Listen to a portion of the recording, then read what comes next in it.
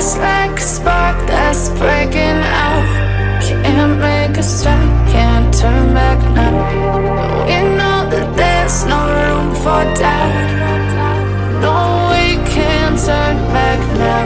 I see danger in your eyes. They know we'll walk down the line. Let's go, baby. The sunrise, you know that we gonna light it up.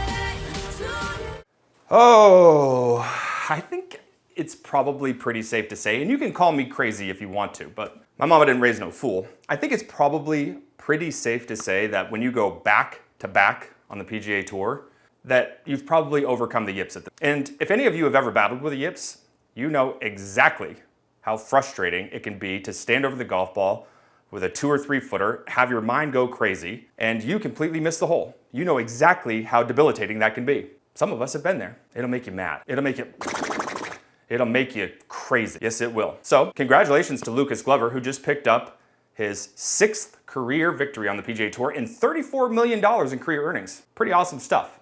Pretty awesome to be able to go from the depths of golf hell, pull yourself up, and put yourself back in the winner's circle. Congratulations. On top of that, way up the road in New Jersey, we had Cam Smith get out there and just stomp on the field. And Cam, I'm gonna be honest with you, is probably one of my favorite players in the world of professional golf because of the way that he handles business on and off the golf course. I love his imagination around the greens. This guy has got some stuff around the greens. In fact, if you watched any part of the LIV event, early on in the round, when he hit it right of the cart path down into the, whatever you want to call that grass, call it the gungies if you will, he hacked it out from there, well short of the green left, into some heavy rough, and then he hacked that out again, about 30 to 40 yards short of the green in the fairway. He hit a shot that a lot of us at home would have never have seen in our bags. He hit a shot from 30 or 40 yards where it literally flew in 10, 12 feet behind the hole and spun it back to the hole at that range. It is incredible to be able to do that stuff and do it under the gun. A lot of you can learn from that because opening up your imagination can certainly help you around the greens. So congratulations to Cam, congratulations to Lucas. We got a big week planned for you guys. Today, what we're gonna be doing is we're gonna be stepping inside the lab and we're gonna be doing a side-by-side comparison with Lucas and Cam, and we're gonna be showing you the stark contrast in the way that they release the golf club down through the hitting area with very similar grips. Later on in the week, we're gonna be helping you at home understand how to get your grip working for you. We're gonna help you understand that you can have a weak grip, you can have a neutral grip, you can have a strong grip. How you choose how you're gonna hold on to the golf club makes a tremendous impact on how you should be moving and releasing the golf club down through the bottom. I think it's probably pretty safe to say that we're all a little bit on the different side. We are. Before we start going in there and looking at these two golf swings side by side, if you are brand new to the channel, subscribe.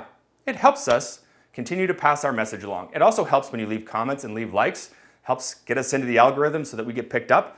So, without further ado, let's get to work. Okay, ladies and gentlemen, so first things first. First order of business that we're going to be discussing today is that this is not going to be a very long-winded video by any means. We are just going to be discussing the differences in how Cam and Lucas Glover move their hands from their trail thigh to just outside their lead thigh. And if you look very closely at the way that they hold the golf club, you can clearly see that they have very similar grips. Looking at the trail hand, you could see that if I draw a line up from Cam's V straight up, you can see that it's just on the exterior part of his trail shoulder. I do the same thing over here in Lucas. Lucas may be just a fraction on the weaker side with his trail hand.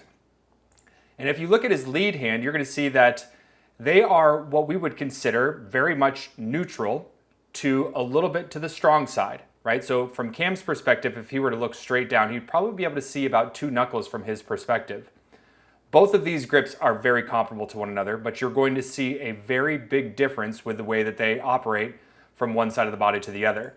Now, as you've heard me talk about many times over in the past, what we do with our hands and arms down in front of our body is very, very critical. It's where we start transferring speed. It's where we start getting the golf club to its contact point, and we have to make sure that we're managing the loft, and we have to make sure that we're managing the face angle.